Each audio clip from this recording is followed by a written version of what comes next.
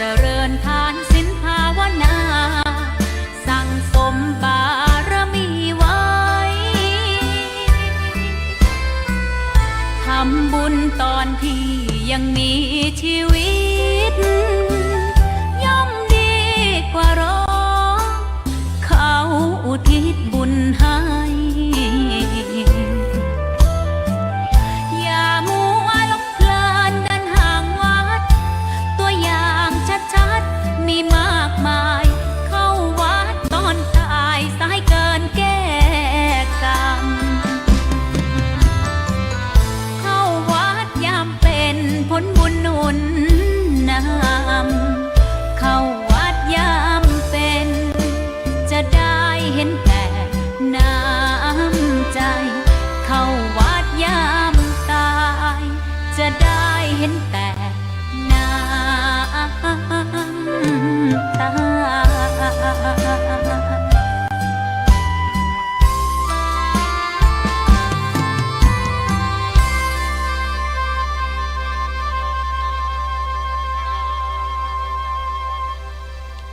ขอนอบน้อมต่อพระรัตนตรัยแก้วเจ้าสามประการน้อมเอาคุณพระพุทธเจ้าคุณพระธรรมเจ้าคุณพระสังฆเจ้าคุณพระอรหันตเจ้าอริยสงฆ์เจ้าจุตนจุองค์ได้เมตตาแผ่ปรมีมาเป็นนวโลกุตรธรรมปกเกลาเกษา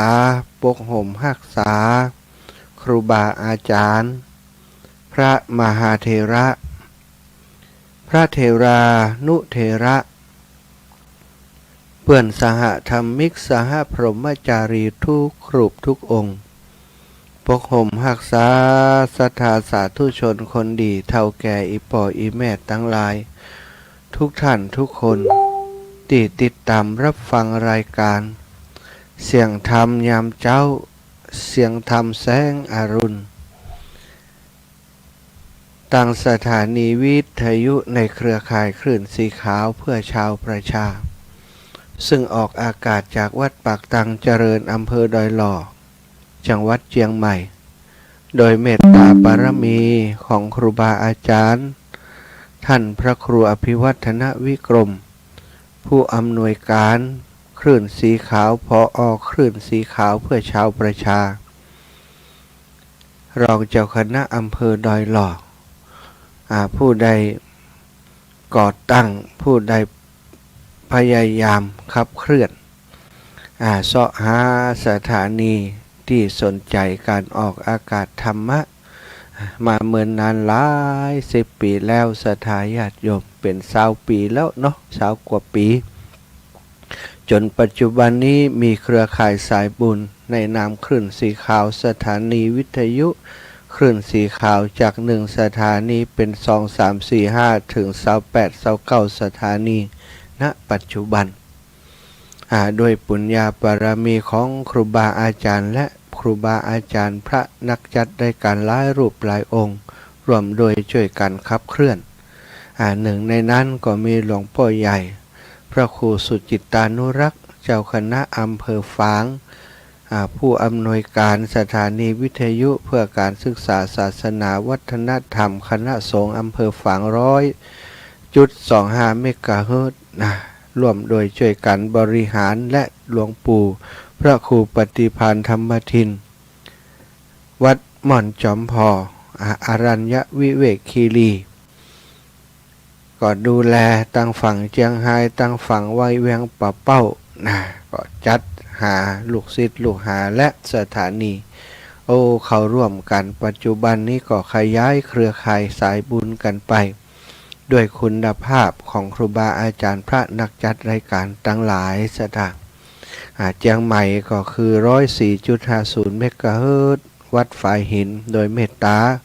ของครูบาอาจารย์ท่านพระครูสมุวิสุวัตรวรกิจโจท่านอาจารย์ใหญ่ก็มีเมตตาเป็นผู้ที่อยู่เบื้องหลังการทำงานของครูบาอาจารย์พระนักจัดรายการอาจารย์ต้องการทำหน้าที่ผู้เผยแผ่ อยู่ตั้งหลังเป็นช่างเทคนิคเป็นทุกอย่างของสถานีสถาญาติโยมสถาบักเคยได้ยินน้ำเนียงเสียงธรรมจากเปิ้นเพราะเปิ้นตั้งปณิธานว่าหากอยู่ตั้งหน้าไม่ก็จะอิจจะเหนื่อยในส่วนของการต้องทำหน้าที่หน้าไม่บ่มีเวลาควบคุมตั้งหลังนะก็เลยอาสาอยู่ตั้งหลังอยู่เบื้องหลังเป็นคนปิดทองหลังพระน่าเคารพนับถืออย่างยิ่งที่ทำงานของท่านอาจารย์ก็เป็นที่นอนไปโดยบางครั้งก็นอนในห้องส่งดูแลเครื่องดูแลไอ้ยังอยู่ง่ายกินง่ายนะตื่นตอนนี้ขณะที่อาตมานั่งจัดรายการนี่ท่านอาจารย์ก็นั่งพอหน้าคอมอยู่ดูนู่นดูนี่จัดนู่นจัดนี่อยู่สิ่งเหล่านี้คือครอบครัวคลื่นสีขาวที่เฮาช่วยกันซะท่าผ่องอยู่ตั้งหน้าผ่องอยู่ตั้งหลังผ่องอยู่ตั้งกลางเป็นกองหน้ากองหลังกองกลางแล้วก็กองหนุนก็คือศรัทธาสาธุชนคนฟังทั้งหลายเนอะอันนี้คือหนุนคือนำคือช่วยเนอะนำนี่ครูบาอาจารย์นำติหนุนสนับสนุนนั้นก็คือศรัทธาฟังรายการถวายปัจจัยช่วยกันน้ำกับไฟกลุ่มหันกลุ่มนี่สถานีต่างๆมาก็ต้องขอบคุณเนอะสถาบางสถานีก็ครูบาอาจารย์ขึ้นสีขาวก็ต้องไปอุปถัมภ์ดูแลติเปิ่นเลี้ยงตัวบ่ได้อยู่ด้วยตัวเองบ่ได้เพราะว่าสถานีของเฮาส่วนใหญ่เป็นสถานีบริการสาธารณะบ่ได้เป็นสถานีที่เป็นธุรกิจสถานีที่เปิดประกอบธุรกิจต่างๆแต่ก็มีส่วนหนึ่งเป็นธุรกิจเป็นสถานีที่เปิดเอาทำธุรกิจค้าขายต่างๆมีสปอตโฆษณามีการประชาสัมพันธ์ปุ๋ยก็ดียาก็ดีอาหารเสริมก็ดีที่เปิ่นผ่านอย.แล้วเปิ่นก็เอามาประชาสัมพันธ์ของเปิ่นแล้วเปิ่นก็ยังใจดีใจงามแบ่งเวลามาให้ครูบาอาจารย์ได้จัดสรรปันส่วนออกอากาศก็ต้องขออนุโมทนากับทุกสถานีที่กล่าวถึงที่กล่าวมาเนาะตั้งเชียงใหม่ตั้งเชียงใหม่ตั้งเชียงรายตั้งพะเยาตั้งแปะตั้งน่านทุกสถานีเนอะขอให้ผู้บริหารสถานีตั้งแต่ผู้เจ้าของผู้จัดการดีเจทุกคนที่ดูแลส่วนร่วมทุกคนให้ท่านและครอบครัวมีชื่อเสียงเกิดก้องเกรียงไกรสุขภาพพลานามัยสมบูรณ์แข็งแรงหิปันมาหาปันได้ประกอบธุรกิจก็ขอให้เจริญรุ่งเรืองไปใจสถาที่ฟังทั้งหลายก็สุขสวัสดิ์พิพัฒน์มงคลสิ่งที่เป็นบุญเป็นกุศลจงเกิดกับสถาสาธุชนคนดีทุกคนทุกท่านติดตามรับฟังรายการตั้งคลื่นสีขาวของเฮาทุกวีทุกวันทุกชั่วโมงหลายชั่วโมงเนอะ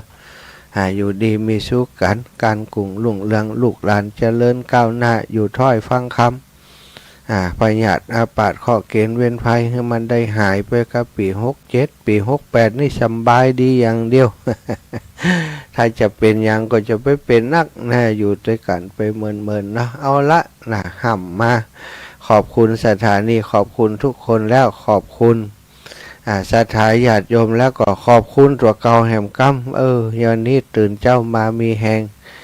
ได้มาจัดรายการได้พัก 2-3 ชั่วโมงก็พอ แต่ว่านี่เจ็บหัวจนปออ้วกจนปอหักสถาเป็นอย่างบ่ฮู้ตอนหัวค่ำอาจจะอากาศแล้วก็นอนบนเมนแล้วมันแถวนั้นมันอับมันเหม็นขี้ของนกพิราบเปิ่นล่างแล้วหมดละสถาแต่ว่ากลิ่นที่มันตกค้างมันยังอับยังเหม็นอยู่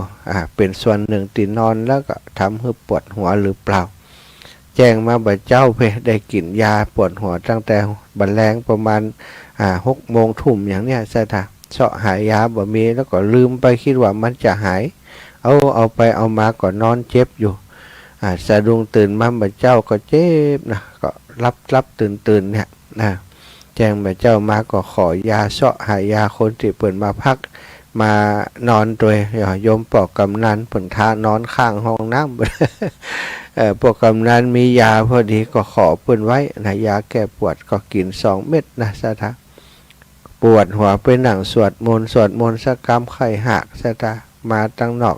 เอามาแต่ว่ามันก็บ่หักอย่างนักพอจะหักลมประมาณว่ามันเกิดอาการผิดปกติในร่างกายมันก็แอนตี้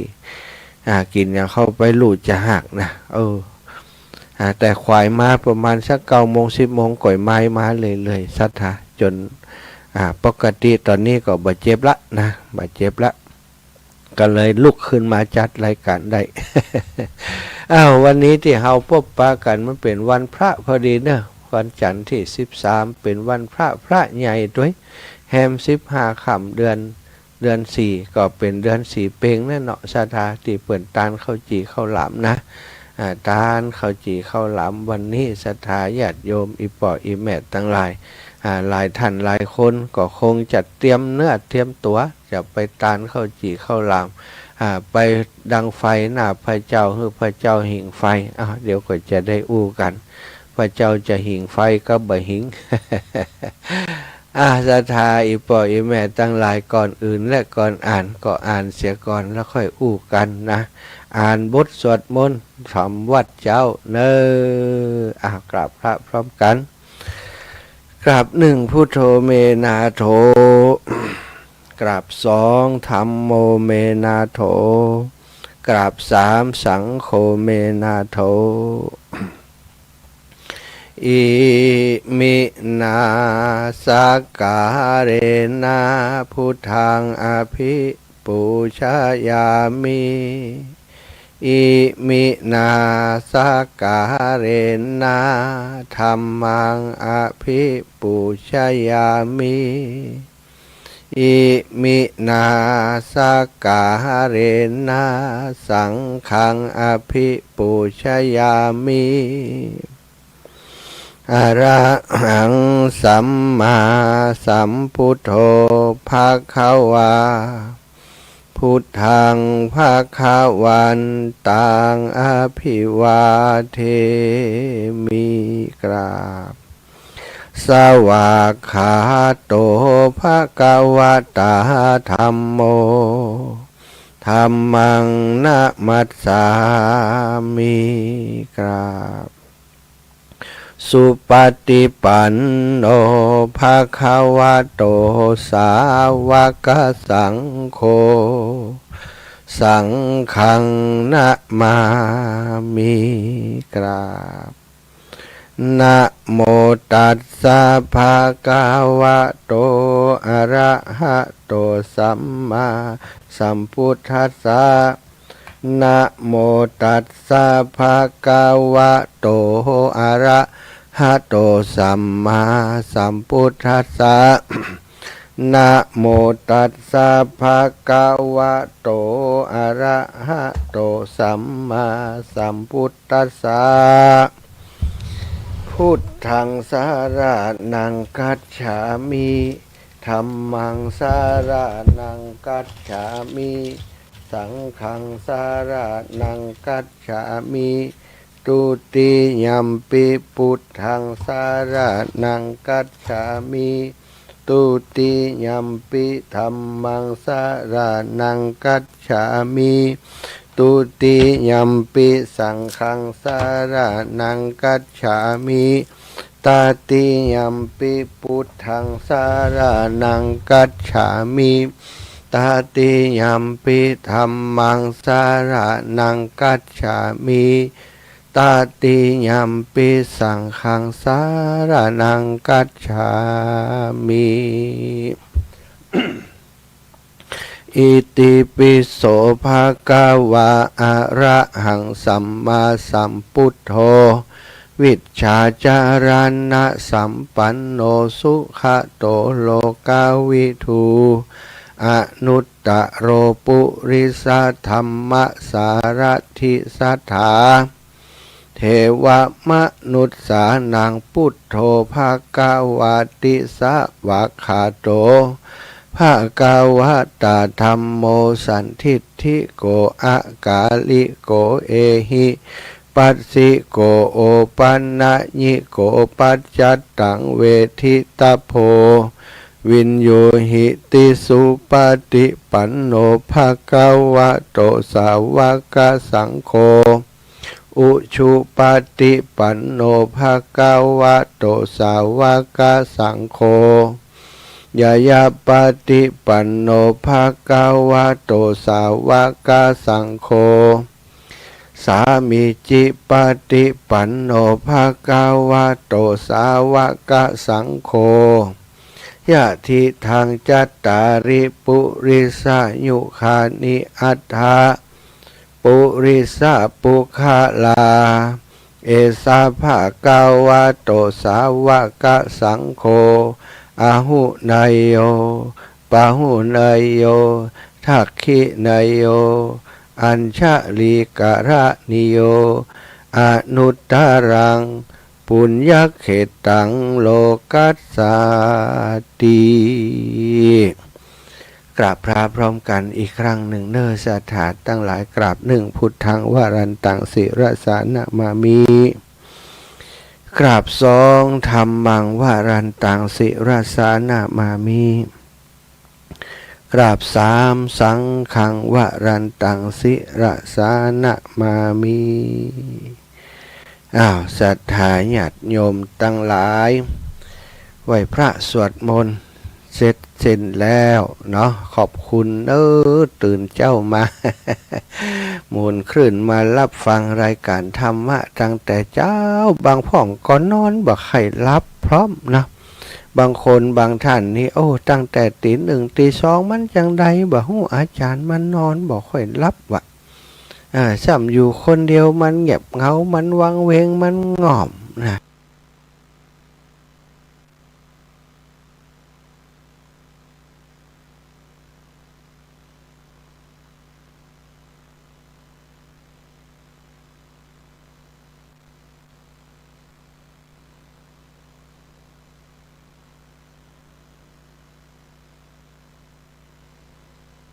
ถ้าบ่ฟังวิทยุเรื่องนี้เข้าหูฝ่องบ่เข้าหูฝ่องผ่านหูไปฝ่องบางฝ่องก็งีบไปโดยฝ่องไอ้ยังก็ว่ากันไปเถอะพอตอนเจ้าเนาะศรัทธาบางเตื่อมันถ้าฟังไปฟังมาบางคนนี่นอนบ่หลับนะฟังธรรมะรับนะปิดวิทยุก็สะดุ้งตื่นเจ้าน่ะก็ต้องฟังไปเปียงงานตังกาทานแต่เนื้ออาจารย์บัดเดียวนี้สบายว่ะเสียบปลั๊กไฟก็ยาวไปเลยฟังไปลูกหลานเขาก็จมไว้ขอให้คนเฒ่าได้ฟังบัดเดียดบัดร้อนอย่างกับพอแล้วก็ดีไปอย่างเนาะรายการธรรมะก็ถือว่าเป็นยาขนาดหนึ่งเป็นยาปากหนึ่งแก้คนนอนบัดลับแก้โรคนอนบัดลับทำให้คนกล่อมคนรับก็ได้เป็นยานอนรับนะกล่อมคนเฒ่าให้รับไปตื่นมาบ่ายเจ้าเพราะได้ฟังธรรมสักจำลำคนรับแล้วเนี่ยนะเนาะถามว่าหูก็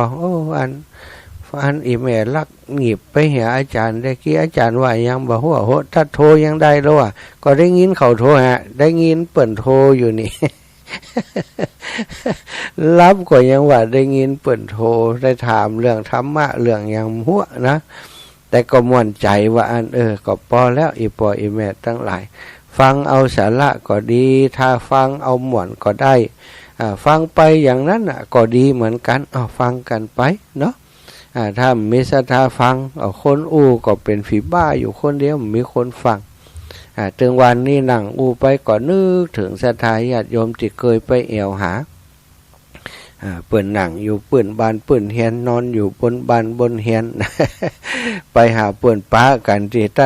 นนี้มันนึกถึงเปิ่นได้นะแม่สุแก้วเขาแม่สายทองแม่ลิค่ะแม่สุกันธานิตวานี่แม่มะลิวันเนี่ยอยู่บ้านศรีวิไลนะบ้านจู้จื่องามบ้านศรีวิไลนะไปแอวหาเปิ่นแล้วก็แม่นงลักบ้าน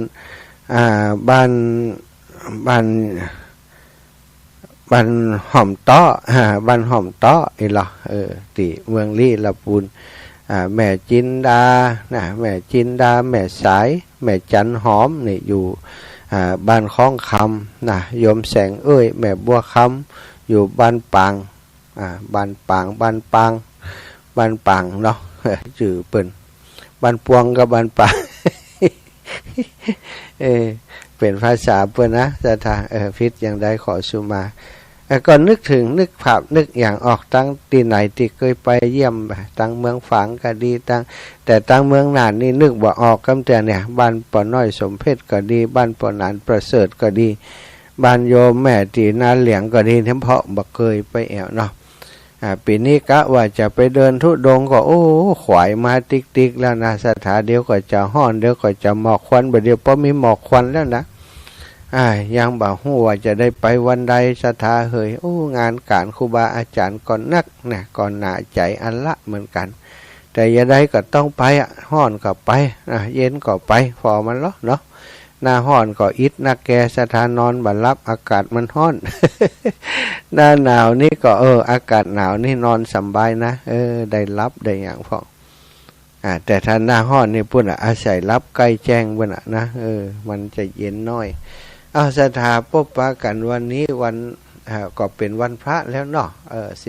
15 ค่ำเดือน 4เป็นเดือน 4เป็งพระจันทร์เล็ง2ล่าเนอะศรัทธาญาติโยมอีป่ออีแม่ทั้งหลายก็ถือว่าเป็นวันสำคัญของประเพณีตั้งเหนือเฮานะวันตาลเข้าจีเข้าหลามเหมือนกับปุพะเปตพีนั่นน่ะศรัทธาเนาะศาสตร์เดือน10เดือ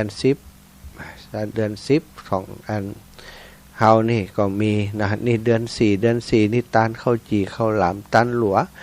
หิงหลัวพระเจ้าก็จับพอดีนะพระเจ้าหิงไฟเพราะว่าอากาศหนาววันนี้จะหนาวสุดวะซะนะแต่ตอนนี้ยังมาเดือนนาทีเปิ้นว่าอุณหภูมิจะลดลงเหลือ 6-7 องศาเนี่ยว่ะแต่ที่อันนครพนมเนอะซะนะที่นครพนมมีจุดหนึ่งตะวันนี่เปิ้นวัดอุณหภูมิ7 องศาว่ะโอ้นะก็คงจะหนาวน่าดูนะเนาะ7 องศานี่ของเฮานี่ยังบัดเต่าใดแต่ตั้งอื่นบัดแน่ใจสถาเป็นบางจุดเหมือนกับฝนตกเนี่ยเป็นบางจุดแต่บัดได้ทั่วไปกันเนาะตั้งเมืองฝางนี่อากาศหนาวเย็นเดี๋ยวโทรมาบอกจิมเนอร์ถ้าหนาวแต่นะเมืองฝางเมืองลี้แต่ว่าเจอลี้นี่ก็หนาวทุ่งหัวช้างเมืองฝางเมืองลี้ทุ่งหัวช้างอากาศเย็นแต่ว่าที่ในเมืองลำปางนี่บัดแน่ใจว่าจะเย็นนักเก่าเปิ่นก่อแต่ว่าเฮานั่งจัดรายการอยู่ในห้องมันก็สิอุ่นนะซะ ออกไปทางนอกก็เย็นเหมือนกันนะวันนี้เปิ้นว่าอากาศจะหนาวเย็นอีปออีแม่สหาหมวกมาใส่ประเดี๋ยวนี้ใส่วอร์มเนอะจัดรายการใส่วอร์มเฮียเพราะอากาศมันเย็นเนาะจังสาวเมืองโทรมาแซวแต่เจ้าเลยนี่สาวสาวเมืองนี่โยมแม่เจนได้หนาวนั่นนะสาวเมืองหายแวบไปหาไหว้พระเจ้ายังมาจบเจ้ายังแวบไปเลยกะแวบไปเลยกะจ้าแต่ที่อื่น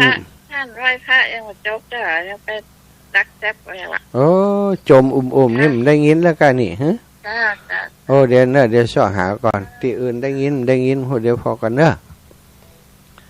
สถาเพิ่นว่ามันดักแซบไปว่ะขอฟังกำเนอะอันนี้ตั้งเสมอพุ่นนะแม่อุ้ยอินแม่สาบเสมอ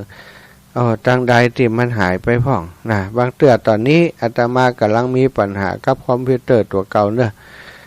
มันมีปัญหาสถาดักแซบไปได้กะแซบไปหลายลายกันนี่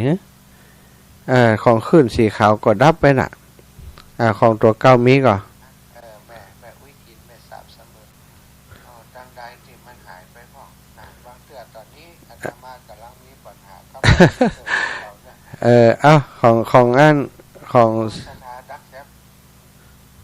งของวัดปากทางเจริญน่ะของขึ้นสีขาวก็ดับไปกันนี่มันจะดับจากของอาตมาหรือว่าดับของขึ้นสีขาวบันแน่ใจเนอะ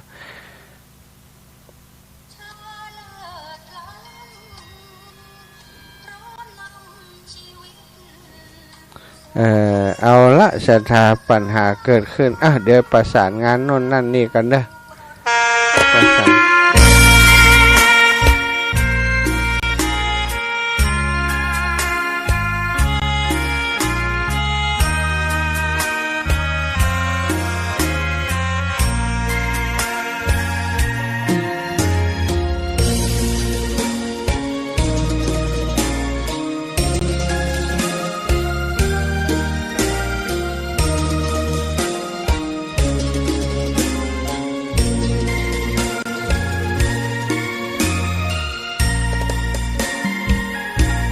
อกบัวดอกหนึ่ง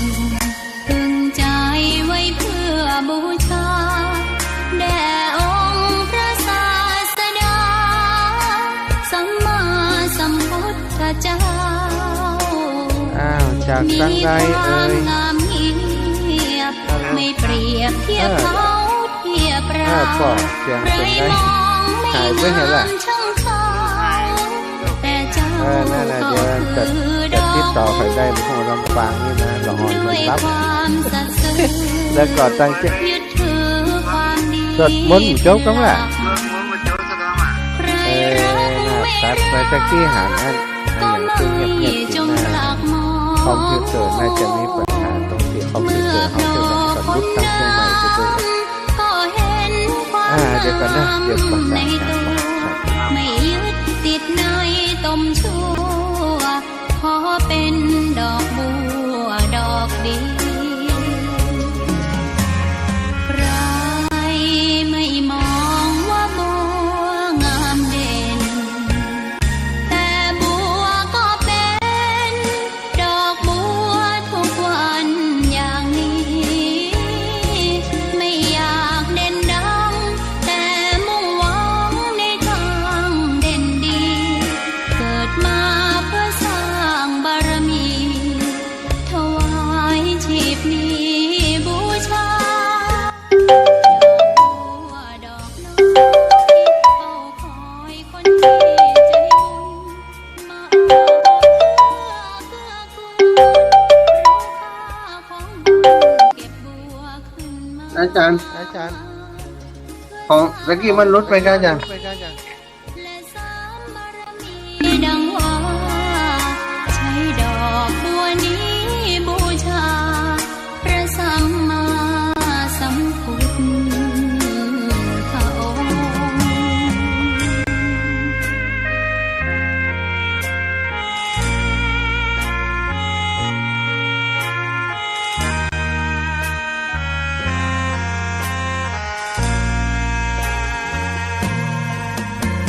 ใครไม่มองว่าบั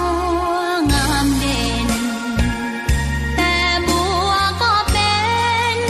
ดอกบัวทุกวันอย่างนี้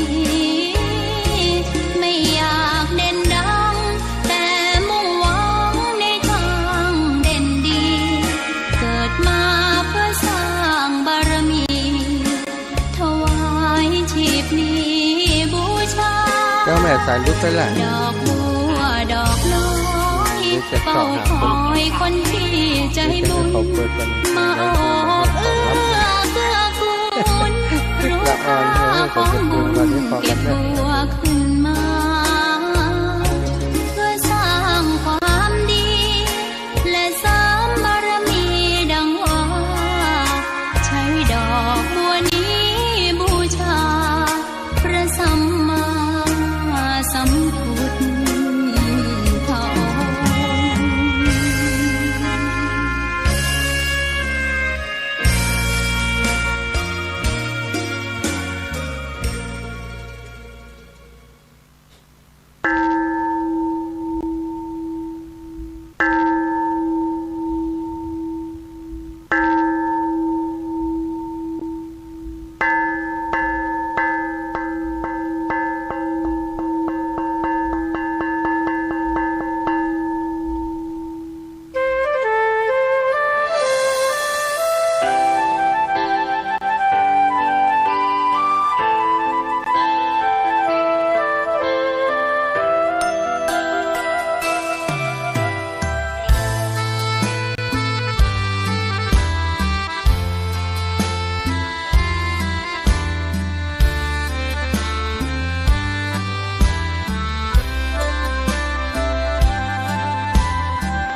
ได้เกิดเป็นคนนั้นยากจริงนะ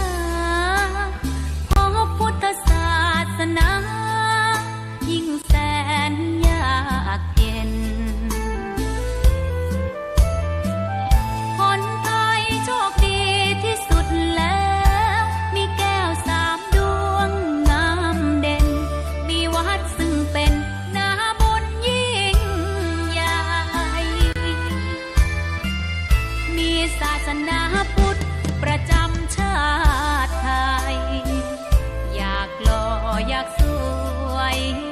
เราต้องรักษาศีลอยากมีอันจะกิน แม่แจ้งหัวลิ้นกันเงียบ ต้ ล่ะ องหมั่นทำบุญทำทานเอาไว้ เข้าวัดสวดมนต์ฝึกฝนสติให้ว่องไวรีบทำตอนที่เราทำเองได้อย่ารอจนตายถึงเข้าวัดว่าเข้าวัดยังเป็นจะได้เห็นแต่น้ำใจเข้าวัดยามตาจะได้เห็นแต่น้ำตาก่อนจะสายเกินขอเชิญมาใช้ชีวิตให้คุ้มค่าเจริญทานศีลภาวนาสั่งสมบารมีไว้ทำบุญตอนที่ยังมีชีวิตย่อมดีกว่ารอเขาอุทิศบุญให้อย่ามัวหลงเพลินเดินห่างวัดตัวอย่างชัดๆมีมากมายเข้าวัดตอนตายสายเกินแก้กรรม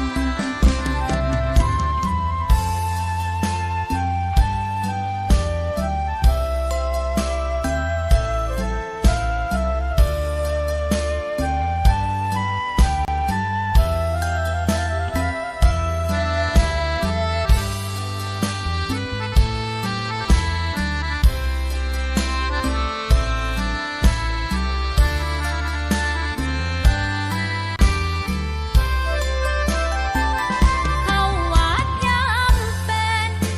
จะได้เห็นแต่น้ำใจ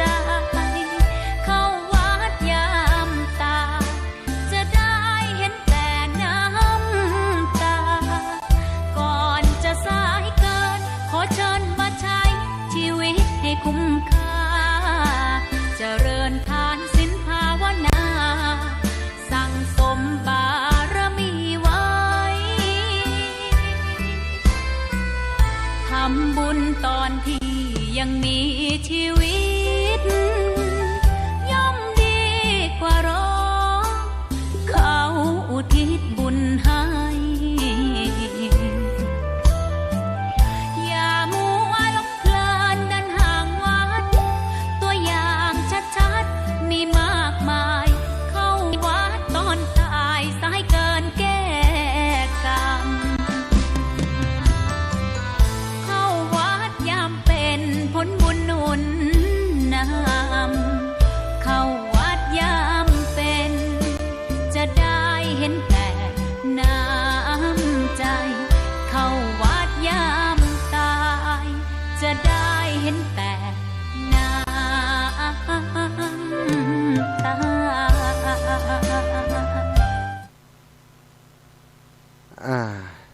อ้าวโยมแม่ ดีแล้วแหละ ดังนั้นมันบ่ดังแต่น่ะ ฮะวิทยุมันดังแต่กะ ดังนั้นมันบ่ดังแต่มันบ่ดัง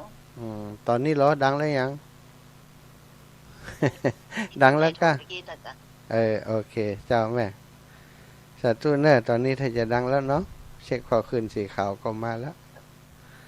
สาธุขอบคุณโยมแม่นักเนอ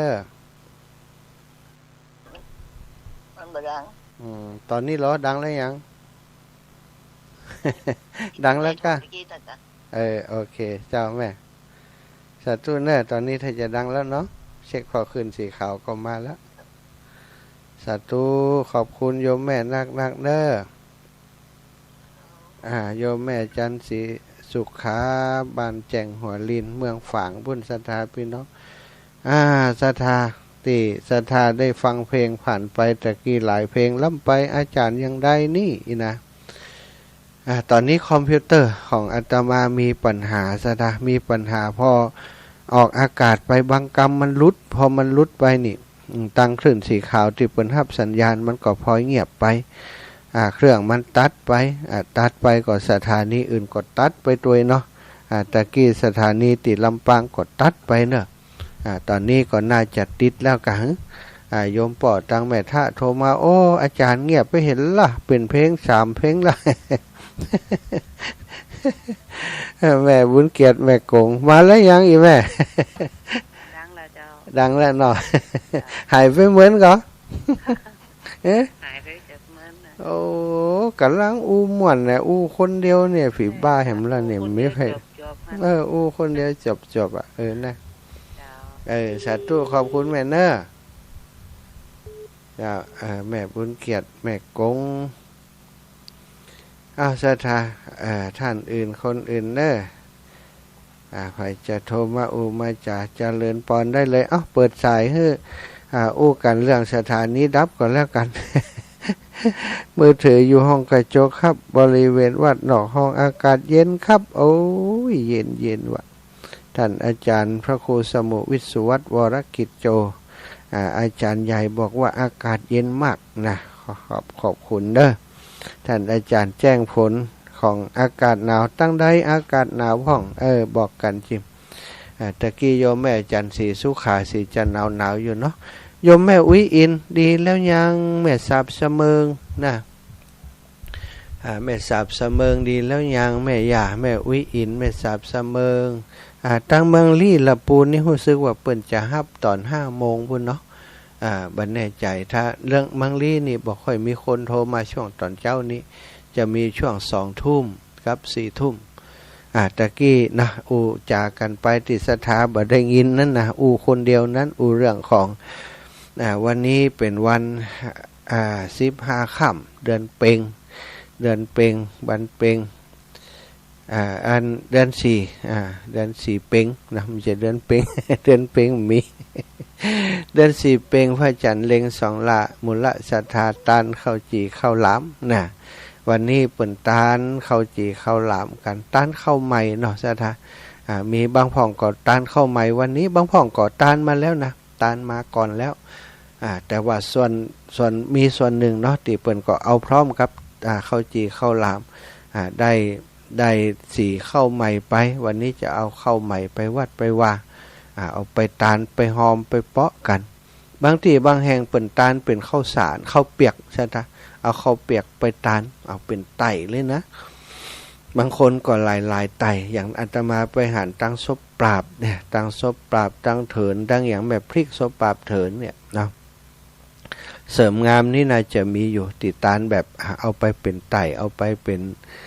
นี่เลยนะหลายไต่เอาไปตานเข้าใหม่นะตานเข้าใหม่วันนี้สิ่งที่เน้นก็คือข้าวจีข้าวหลามแล้วก็ข้าวใหม่แล้วก็ตานหลวงดังไฟหลวงพระเจ้าก็เปิ้งดีตาซะทะหิ่งไฟพระเจ้าหิ่งไฟ ตานหลวงพระเจ้าหิ่งไฟนี่ก็มันหนาวเนาะอากาศเย็นความจริงก็คือเอาไปหิ่งตีเอาไปหิ่งตีหน้าวัดเนาะหน้าวิหารคนสมัยก่อนเนี่ยเอาไปเอามาคนเอาเปิ้นก็เนี่ยเป็นอันนี่นะเนี่ยเป็นอันประดับประดาให้มันสวยงามอีกอ่ะกลายเป็นว่าหิ่งหลายๆกองไปคนไปวัดมันหนาวไปถึงเจ้าหิ่งหลายๆกองมันก็เกิดกันนี่ก็เลยจวนกันว่าเอามาใส่กองเดียวกันนี่ประดับประดาตกแต่งบางที่บางแห่งซ้ำสวยงามนะสถาเป็นศิลปะอย่างหนึ่งแล้วก็จุดไฟมันก็วุบขึ้นนะขึ้นแล้วก็มันก็หมอดลงถ้าเปลี่ยนแปลงดีๆนี่มันจะหยอบลงแล้วก็ขี้เต่าขี้ฝุ่นขี้ฝงนะเศษฐานนี่มันจะกองเยอะอยู่นะมันบัดตกไปทางอื่นนะเปลี่ยนเอาสุมกันขึ้นสูงสถาต่อมาก็เลยกลายเป็นว่าในเมื่อหิ่งอันหน้าวิหารนี่ก็พระเจ้าก็หิ่งต้ยกัน ความจริงพระเจ้าก็คือพระพุทธรูปพระประธานในวิหารก็คงจะออกมาหิ่งมาได้ถ้าออกมาหิ่งไฟต้ยก็เดือดร้อนกันหล่นกันครับคุยเนาะสตาแต่เป็นมติเป็นคติเปิ่นติธรรมนะเป็นเรียกว่าเปิ่นสอนปริศนาธรรมไว้หลายอย่างเหมือนกันเจริญปอนอีแม่ชัดเจนแล้วยังตะกี้ฟังเพลงหม่อนก็ เป็นดีเจ้าชัดเจนเป็นดี ชัดเจนแต่ดีแต่กี้มันหายไปกำล่ะ เจ้า อยู่มันหายไปขอปัญหาที่คอมพิวเตอร์เนอะ ผมผ้าขังอยู่นี่เจ้า โอ้ห่มผ้าขอยบันดา ห่มผ้าอุ่นฟังนี่ทุกเจ้าหนังหนาวอยู่นี่จัดรายการให้แม่อุ้ยฟังนี่ได้ปฏิทินเรียบร้อยแล้วเนาะ เจ้า รู้ต่างหนังแย้งรู้ต่างบอกวันดีคืนดีเนาะวันนี้อีเนาะขึ้นวันใหม่วันนี้แต่งงานอีเนาะ เขาให้ได้หลาย ฮะ เขาหันเขาให้ได้ โอ้ใครได้หมสั่งอ่ะ บอกมากอ่ะ ใจบอกให้เขาว่าถ้ากูไปเอาไปจังให้ เออ เอาที่ไหนนี่นะเขาว่า นี่ก็มีเหลืออยู่สัก10 เล่มนี่ได้อยู่ถ้าใครได้ก็แจ้งความมาเนอะโทรมาถ้าผู้ใหญ่มาก็บอกมาแวะเอาก็ได้ท่านผู้ใหญ่เข้าเวียงบ่อยอยู่ก้าเขาว่าเอาที่ไหนเขาบอกว่าเขาวันไปจีกุมมันไม่ที่ไหนกัน มีฮันอ่ะไผ่เปิ้นมาขายของไหนก็ลูกบ่าวก็ไผ่ก็มาขายของที่อันบ้านฝอนนะกะการมันฝนการแมลงเจ้ากาดแมลงนะกาดแมลงก็ใกล้ฮะกะใกล้วัดฮะกะเนาะฝากไปวัดก็ได้เนาะฝากไปวัดท่านก็ได้วัดบ้านฝอนถ้าจะเอาอย่างใดก่อยโทรมาเนาะถามเขาดีๆก่อนเดี๋ยวเดี๋ยวเอาไปไม่ไผเอาก็ขาดทุนแม่อุ้ยให้มาเอาไปแจกให้มาถามเขาดีๆกันเจ้าอุ้ยสาธุจ้าแม่ลุนเตยานามสกุลเตยามได้เตหอยาเนอนี่นะเอาละศรัทธาญาติโยมลองเช็คสายตั้งเมืองน่านรถดับปิงครับบอกปนานประเสริฐเมืองน่านดีก็ปนานประเสริฐนานน้อยตั้งเมืองปานดีแล้วยังแม่พี่น้องตั้งแจซ่อนเนอะแจซ่อนนี่น้อยใจสั่งปฏิทินมาได้ขืนมดละอีวะ แม่ฉลาดว่าเปิ้นขืนมดอีแล้วโอ้ยโคตรกันจ้ะจะไปโคตรกันเนาะเปิ้นอันสั่งติไผสั่งติหลวงปู่ก็สั่งติอาตมาถ้าสั่งติอาตมาพิษแต่ว่าพิษก็ไม่ได้พิษนักเด้อเพราะอย่างซะท่าเพราะช่วงนี้บ่ได้มีเวลากลับเมืองปานเลยน่ะตอนได้ปฏิทินมาก็กลับมาในเวียงเลยบ่ได้อยู่ติเมืองปานถ้าอยู่เมืองปานก็จะเอาไปส่งฮือกาเนาะแจซ่อนท่านได้น่ะนี่แจซ่อนหลวงปู่ก็เข้าแจซ่อนก็หุช่วงก่อนนั้นนะวันที่25น่ะสัทธาไปอันเนี่ยก็บ้านแม่สายพินกัลยาเจริญปอน1350มันจะท่านตั้งใดอีป้อตั้งใดนี่เมืองน่านกะไม่คือที่เก่าแล้วไม่คือล่ะมือใหม่สายใหม่อยู่สายใหม่กะอีป้ออย่างนี้ป้อสังัดล่ะป้อสังัดกะเคยโทรมาแล้วยังมันเคยกำเถอะกะโทรคืนวันเกิดที่เนี่ยเข้ากลับพอสังัดแหละบ้านแม่คือกะแม่คือดอยสะเก็ดนี่นะครับแม่คือดอยสะเก็ดดอยสะเก็ดวันที่ว่าอันเคยรู้จักไปหาลุงแดงก่อนหรือว่าลุงแดงวัดแม่ห้องไข่เนาะใจวันที่19มีงานเป็นวันที่19ครับใจ19เนี่ยนะไปแอลเด้อไปด้วยกันเนาะไปงานอย่างครับงานอันฉลองอันสัญญาบัตรพัดยศของท่านอาจารย์เพิ่นได้เลื่อนขั้นวันนั้นสัมภาษณ์วันที่หลานสาวกับครับปริญญากับสู่ขอหลานสาวสู่ขอเจ้าหน่อยกะเสียดายเนาะเปิ้นม่วนกันเนอะเปิ้นมีแผวซ้อพุ่นนะมีเสียข้อซ้อป่ะซ้อพุ่นน่ะม่วนกันห่ำวันค่ำไม่ได้จ้ะมีโอกาสก่อนเนาะถ้ามีโอกาสถ้าเมาก็ไปเมากันนี่ไว้นี่ล่ะนี่ครับห้ามกินเหล้านะเปิ้นมาสู่ขอลานเหล้าเลยผมมากครับผมมาก ว่าถ้าเนี่ยเรานี่มันล้ำมันเหม็นยังคานี่เวลาเขากินเขาว่าคาอ่ะ อ๋อ เหม็นคา ผมมันน่าบุญอย่าง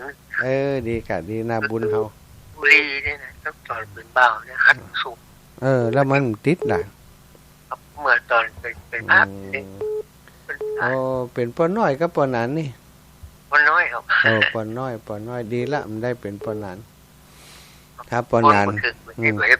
ปอหนานมันจะเป็นเหมือนก่อนน้อยนี่หลายปีนะน้อยบางคนเป็น7-8 ปีพุ่นน่ะ ผมได้4 ภาษา5 ภาษาน้อย5 ภาษาไปธรรมดาบัดนี้เนาะโอ้มาครับโอ้เนาะโอ้มันเราโอ้ลืมเนาะใช่มันได้อันนี้มันแหละขอบคุณอีปอนเนอร์จะรับสายอื่นฟังเนาะสาธุจ้ะขอบคุณปอสงัดเดี๋ยวจะจดไว้ดีๆเจริญปอนแม่ยายพรมาแล้วหนาวก็ร้องว่าแดงให้พอดีพอให้พอดีให้ก็ให้ดีก็ดีกะมันเป็นหนาวแท้ก็นะบอกพอดีเนาะเจ้าสาธุยังไงไปสิดีกะช่างที่ตุลุงพุ่นของตุลุงมันจะของเฮาเดี๋ยวก็ส่งกะเปิ้นก็ก่อยส่งไปเรื่อยๆกะเน้อไปซะนี้สาธุยายพรแม่สุกแก้วแหมสายกันแล้วกันเบรกนี้เจริญพรแม่เจ้าต้องได้ไหว้พระตัวจะมาแต่เจ้าแล้วเด้อแล้วจบกะไหว้พระจบกะไหว้พระจบแล้วมันเสียงมันหายไปแหละเสียงมันขาดไปก่อนเด้อเจ้าแม่ก็ฟังมันมาโพสต์มาเดียวนี่เจ้าเรากลับไหว้สาเด้อละปูนกับฟังตลอดนะเจ้าสาธุลำปูนเวลามันถึงได้ไหว้พระถึงมาเจ้าเมื่อแรงนะดีแล้วเจ้าตื่นขึ้นมาเขาก็ได้ไหว้พระเมื่อคืนเขาก็ได้ไหว้พระรับก็เป็นสุขตื่นก็เป็นสุขแล้วเจ้าเกียมข้าวเกียมของจะไปวัดไปแวนี่เจ้าเจ้าอีแม่เดือน4เปงเนาะมันประเพณีหอตันข้าวจี่ข้าวหลามอย่างท่านพระมหาว่าอากาศหลวงหิงหนาวพระเจ้ามันเพื่อนเอาไปเป็นพิธีมือมันได้ขาดของเก่าเนาะใจละแม่ใจละเอาไปคนน้อยไปหอมกันช่วยกันดัง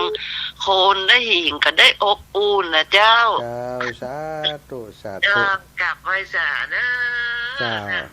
เจ้าแม่สุเกียวศรีลาพรติดตามตลอดเวลาเด้อเจ้าเด้อสาธุเอานั้นทำคำสอนเนี่ยถึงที่จังที่เปิ่งเด้อเจ้าแม่สาธุเจ้า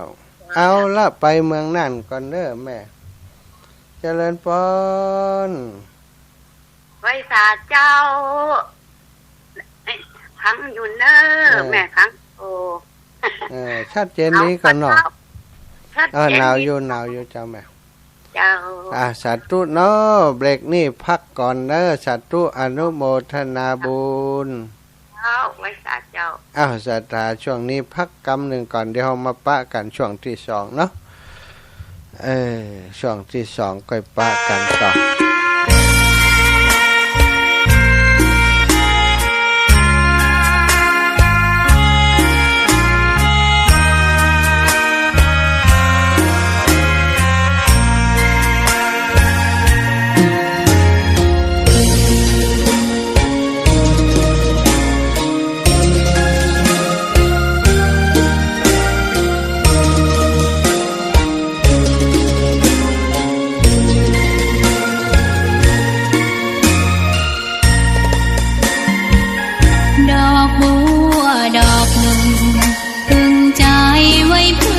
บูชาแด่องค์พระศาสดาสัมมาสัมพุทธเจ้ามีความงามเงียบไม่เปรียบเทียบเขาเทียบเราใครมองไม่งามช่างเขาแต่เจ้าก็คือดอกบัว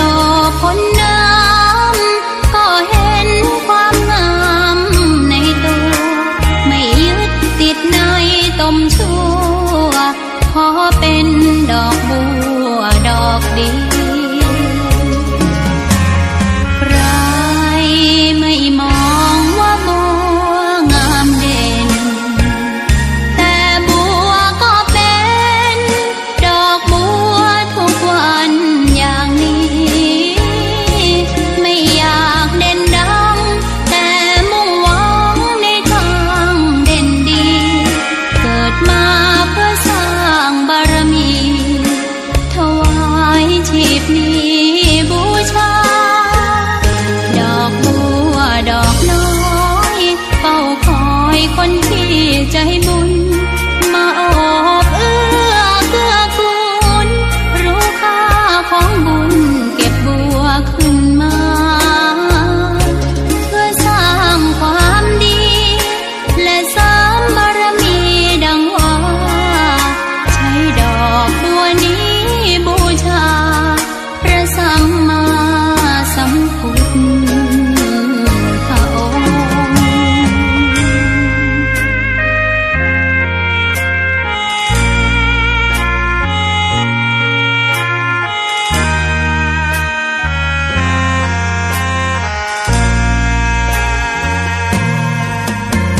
ใครไม่มองว่าบัวงามเด่นแต่บัวก็เป็น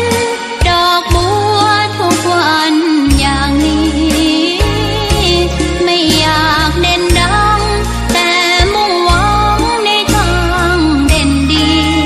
เกิดมาเพื่อสร้างบารมีถวายชีพนี้บูชาดอกบัวดอกน้อยเฝ้าคอยคนที่ใจบุญมาโอบเอื้อเกื้อกูลรู้ค่าของบุญเก็บบัวขึ้นมาเพื่อสร้างความดีและเสริมบารมีดังว่าใช้ดอกบัวนี้บูชาพระสัมมาสัมพุทธองค์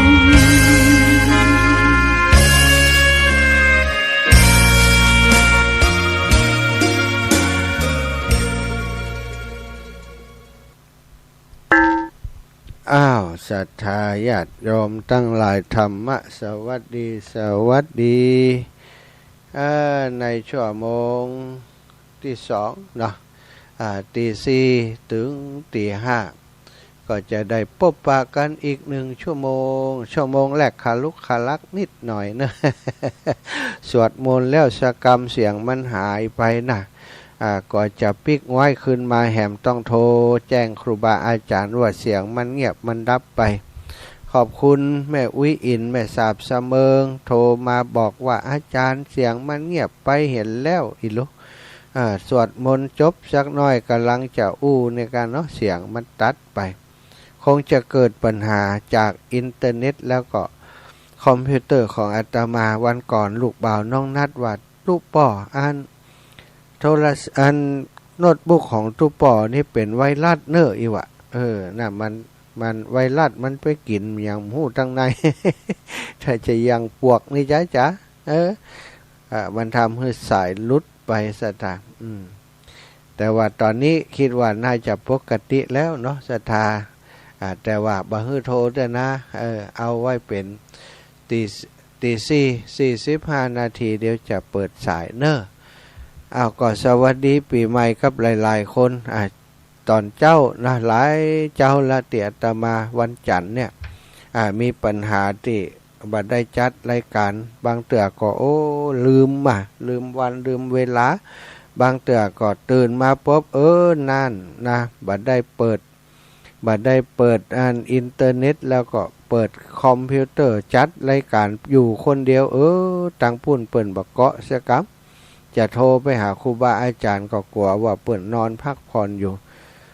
เลยปล่อยตามนั่นไปโทรไปหาบางแต่อาจารย์ก็ว่าเกาะสัญญาณใส่เทปไปแล้วนะมันจะขาดตอนมันเป็นยังอาทิตย์หน้าเนาะ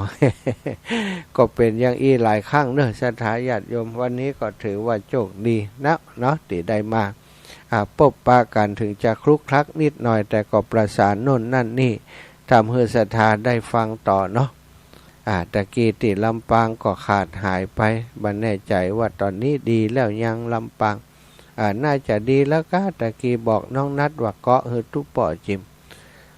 น้องนัดก็โทรบอกคืนได้บอกวันตันบอกคืนตันบอกวันได้นะ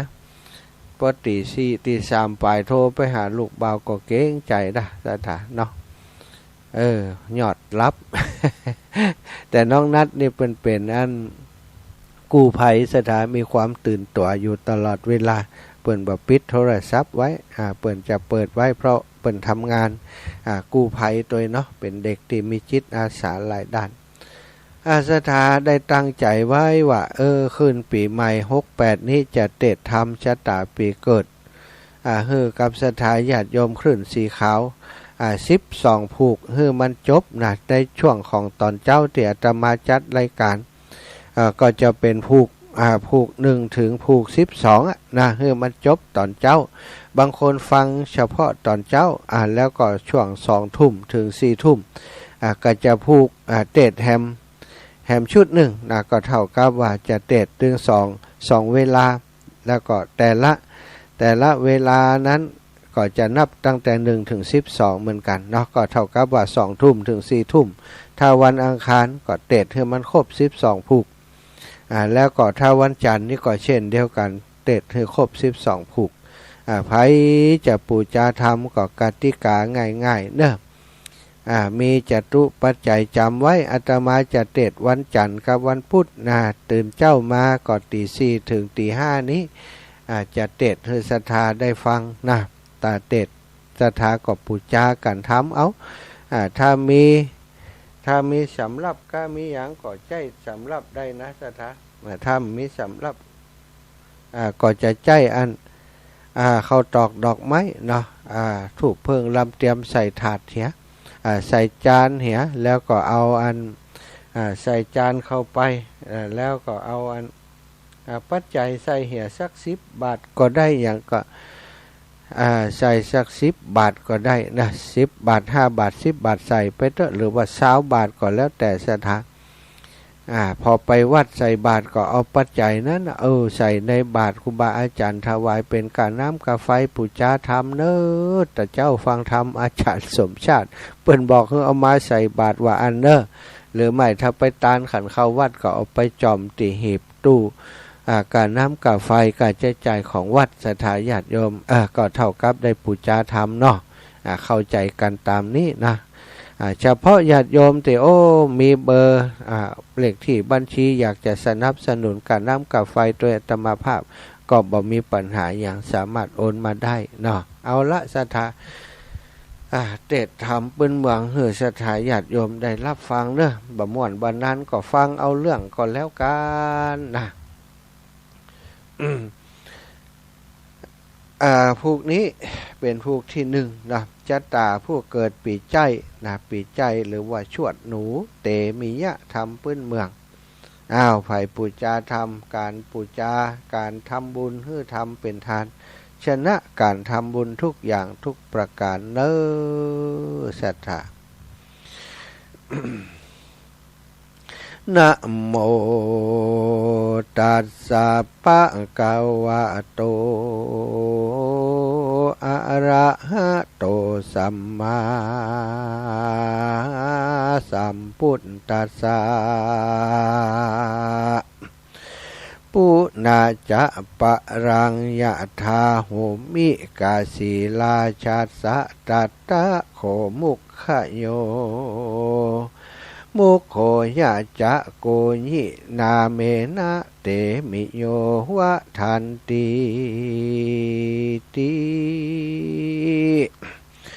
สัทธาสัพปัญโยพระพุทธเจ้าตนเป็นปิ่นเก่าติโลกาจารย์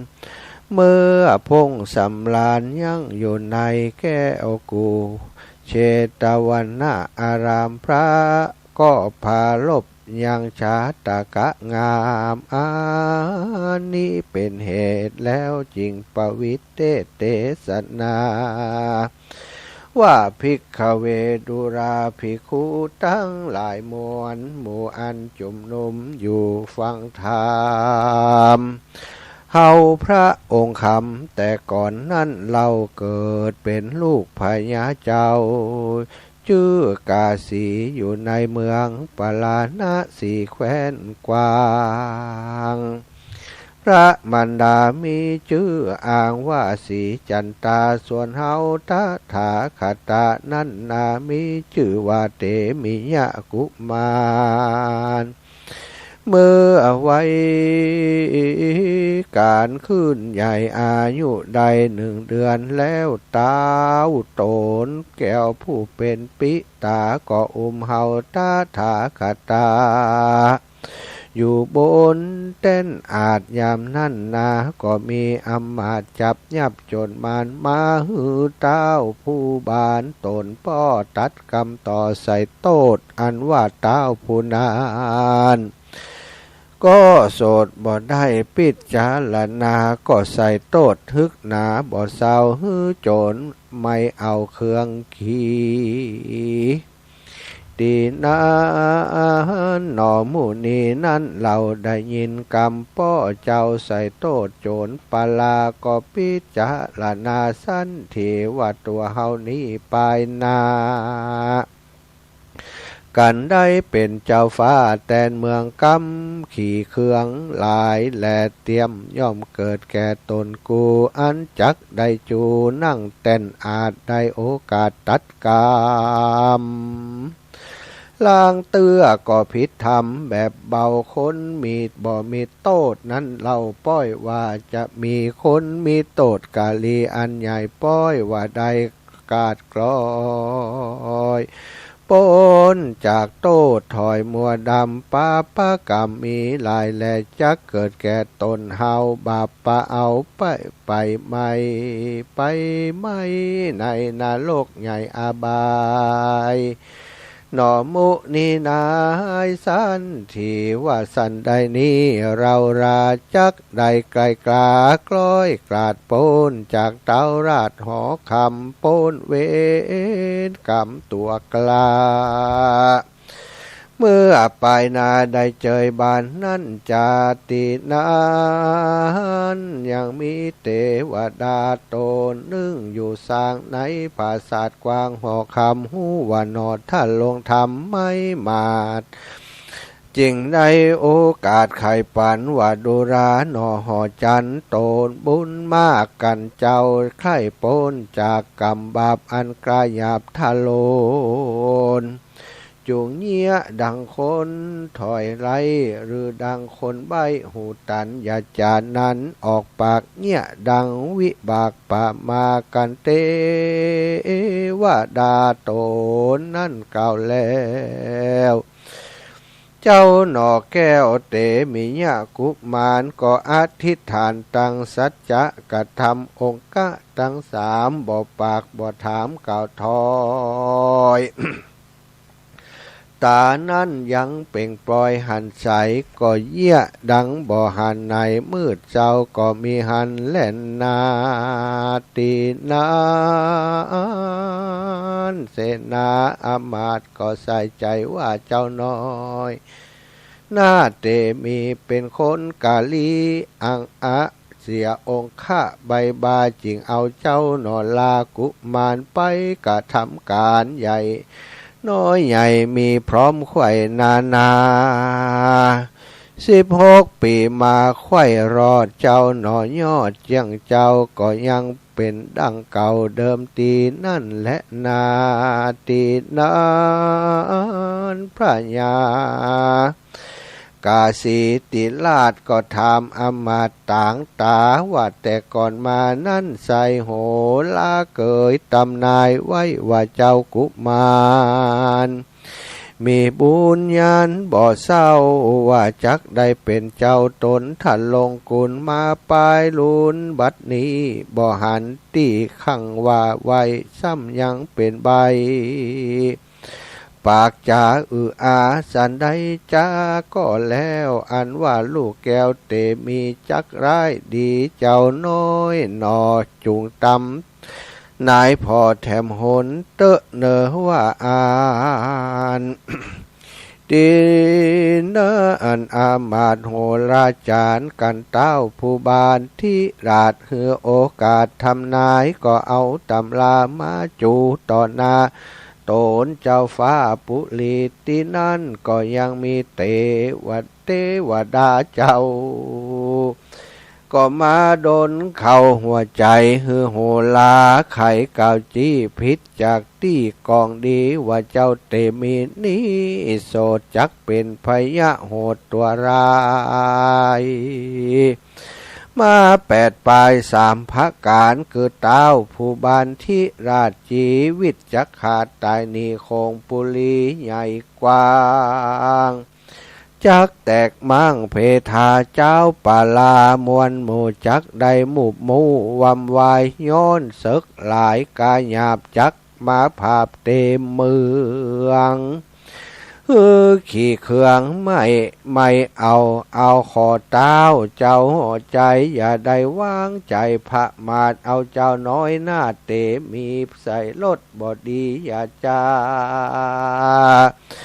จอนโดยมาตาบอดกันไปรอดสุสานเฮือเอาเจ้ากุมารฝังไว้กลางป่าไม้ผีดิบแดดเตอกันว่ากระทำหลังนี้แล้วจักกราดแกล้วจากภัยมารเต้าผู้บานยศอาจต่างนางนาดลาดเตวีอายุจักมีเตียงเต้าร้อยสาวขอบเขาเป็นตาและนาตาสุดตัวลาจาอันว่าพญากาสีที่ราชฟังอมาตย์หมดตัวอันตำนายบอกกล่าวตนตั้นเต้าก็พิจารณาก็ไขขี้ยางโอกาสเฮืออามาตั้งหลายเสนาอายหนุ่มเทาเอาลูกเต่าไปฝังที่กลางไม้รังดงรังป่าจาตีนั่นนานางนอลาเทวีได้ยินข่าวมีมารอดว่าเต้าตนยอดสามิกาฮือเสนาอำมาตย์เอาเจ้าน้อยนาดไปฝังเสียที่ยังป่าจานางนอลาสะดุ้งสติฟุ้งเววนตีอกตนท่าถาบน้ำตาอาบลำไหลแล้วรีบไปโอกาสว่าดุราตาราชสามิกาสันได้จาพี่เจ้าจักเอาลูกเต่าไปฟังลูกมีโตดสั่งมากน้อยจุงกล่าวถอยไข่ปันเต้าหอจันที่ลาดก็โอกาสขี้ยาว่าลูกเฮาราเป็นใบบาดูถอยจากาละกินีวันตายนี้มวยมั่งดีกว่าอยู่สร้างเป็นคนและนาตีนานางเตวีผู้เป็นแม่อันใดภาพแผ่ไปมาก็ใครจะโอกาสว่าดุราเต้าราชพี่เจ้าอย่าได้เอาลูกเต่าไปฟังโบราณยังว่าเอาไว้หากจำได้ยังมีว่าบอดีฟังกำเมื่อบอดีเชื่อกำหมอตัว บอดีเชื่อกำหญิงใจแผกนาเหตุว่าจังได้ตำจ้าปลายลุนและนาต้านเฮยตีนานพญากาสีกันนางเตวียอดซอยมาเก่าถ้อยไข่กำก็เป็นหลังตำบ่ปากเต้าดักอยู่หากเตียวได้นางบุญภายนอนเอากันเต้าเจ้าปุลีดักอยู่ดีบ่อูก็รีบไปสู่ลูกน้อยให้สะซอยไปมาก็มีหันและนากันละวัยตีคืนลุงเจ้าสุนันตสารถีนั้นเราก็บ่จ้าเอามาเตรียมรถลาดแล้วเจ้าน้อยนาดกุมารขึ้นรถยังคานบ่จ้าเอาแสฟาดมาบัดเดียวมาเรียบเร็วกลาพรากออกไปจากเวียงใจกันรอดไปสู่ในป่าจ้าก็เอาเสื้อผ้าผืนดีแห่งเจ้าเตมีนั้นใส่มาซุบใส่ตัวมันแล้วเร็วปันเปียเอาเสียมขุดดินเลาะเหลี่ยมโดยรีบร้อนกลมเก็บก้อนดินดาน หมายเอาเจ้ากุมารนั้นใส่ฝังปื้นไตปัตถพีติดานเจ้าเตมีอยู่บนรถดาดก็กึดขวาดขี้ยาว่ากูนี่นาแต่งเป็นใบอดมาได้16 ปีกายายังดีดังเก่าเฮาเขาจักเอากูนี่เล่าฟังไว้ให้กูได้วำวายหนอหมู่นี่นายยอดซอยก็กาเก่าถ้อยว่าตีว่าดูลาสาละตีเฮยเจ้าสังหยาบจากึดจักขาเราราเรานี่นาเป็นลูกเต้าพาแผ่นดาวปาลานสีกำสอนมีแต่ไทยว่าคนน้อยใหญ่ยิงใจได้พันภายเตียวต้องเมื่อแดดร้อนส่องเอาไม้ได้เข้าล่มไม้เฟยหนักบอกควรตัดสาขากิ่งยอดอันใดยังจอดเอาแหงอันว่าโตนกูจอมแปลงเจ้าฟ้ายศอาจกลาหัวใจจักอับปุปไมยเพียบไว้ดังต้นไม้เฟยหนาส่วนตัวเฮาราดังกิ่งไม้ตัวแห่งต้านใดอาสาไหลสั่งมามีใจหยาบจ้าจากป่องคาปุตตาอันว่าแผ่นดินหนาบ่ไรตั้นนั้นใสยังหนากว่าและนาตินานายสารทีหู้แล้วว่าเจ้าหนอแก้วเตมียะเป็นลูกเต้ากาสีทิราชก็โอกาสขอขมาแล้วอาราธนาคืนสู่ยังที่อยู่ลาจตานีส่วนเจ้าเตมียอดซอยก็เก่าถอยไข่ปันหือสาละทีหีบเร็วปันไปสู่ยังที่อยู่เวียงใจกันสาละที่ไปรอดแล้วก็บอกนางแก้วเต็งเต้ากาสียศยาวหือหู้ข่าวบัดเดียวก็มีหันและนาอันว่าตากาสีทิราชได้ยินโอกาสข่าวสารว่าเจ้ากุมารลูกไทยบ่ใจคนใบกาละกินีก็ปิติมีจมจื่นป่าปริวารอ่านหมื่นไปสู่ยังที่อยู่ป่าจาแล้วป่าลูกลาเตมียะกุมารปิกปอกสถานเทศตองไปนั่งห้องสะเวยเมืองส่วนเจ้าบุญเหลืองนอนเนาก็ไว้เจ้าปิตาว่าลูกบ่ผาธนาไข่ใดยังของโลกไตวิสัยเต้ามีใจใครบวชถือพระหนวดเป็นจีถือศีลสีไปใจคือเปคือป้นใดไปรอดเวียงแก้วยอดเนลปานกันเตมียะกุมารกล่าวแล้วก็กราดแก้วบอกกราดแก้วอันใดก็ลวดอธิษฐานใจถือบวชแล้วลวดปั่มเป่งธรรมกะทำกรรมพาเสดก็บังเกิดได้ถึงฌานสมาปัตติญาณตึงสี่ก็มีหันและนาดีนานเต้ากาสีและนางเทวีแม่เจ้าก่อนว่าลูกเต้าออกบวชก็มีใจปราโมทยินดีเข้าของมีมวลหมู่ก็สละออกสู่เป็นตาลแล้วป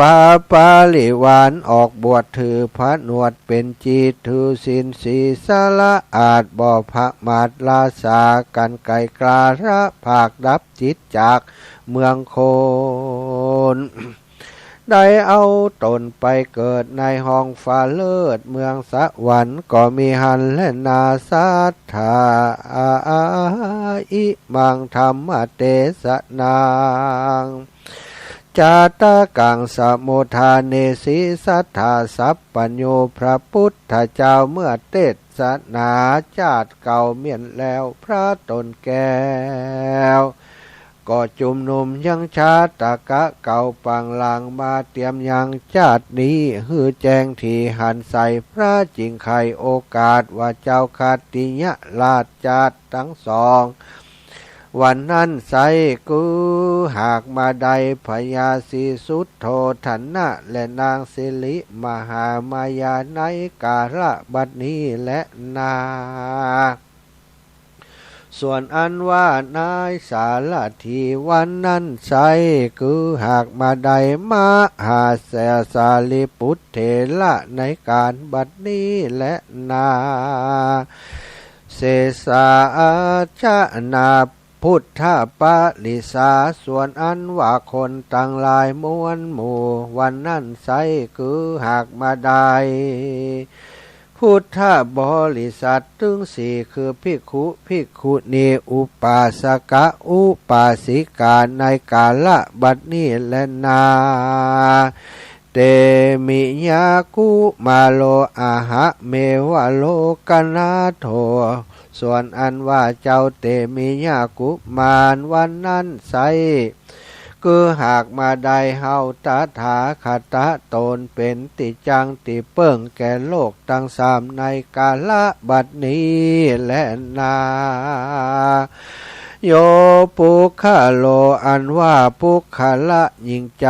ผู้เกิดมาในปีใจเมื่อก่อนใดร่วมจาดกับเจ้าเตมิยะราชกุมารวนเวียนอยู่ในสงสารหลายชาติปางสุดซอยอันจักได้เกิดชาตินี้ได้เอาจิตตะวิญญาณแห่งตนเข้าไปสู่ต้นไม้คอยมีผีเสื้อหักษาอยู่ได้ผู้อุเจียนละจากันไปมาว่าดูลาเจ้ากูเหยเฮาจักอยู่ห่วมกันในที่นี้บอกกวนและนาเหตุว่าเฮาเป็นมนุษย์จักขอลาไปเอากำเนิดในข้ากูลแห่งคนตั้งหลายปุ่นแลละวายว่าไปโลนมามีพยาธิที่อันตรายตั้งหลายมาบังเกิดแก่ตุคาตั้งหลายดังอ่านข้าจักหาเครื่องขียาปุจามาฮือสู่เจ้าฮับเอายังพยาธิตั้งมวลไปแด่เตอการเจรจาภาษาไลกันสันนั่นแล้วก็เอาจิตตะวิญญาณแห่งตนมาเกิดเอากำเนิดในคัพพะมันดาแห่งตนจึงได้เกิดมาเป็นคนยิงใจตั้งหลายนี่และนาคนเกิดปีใจ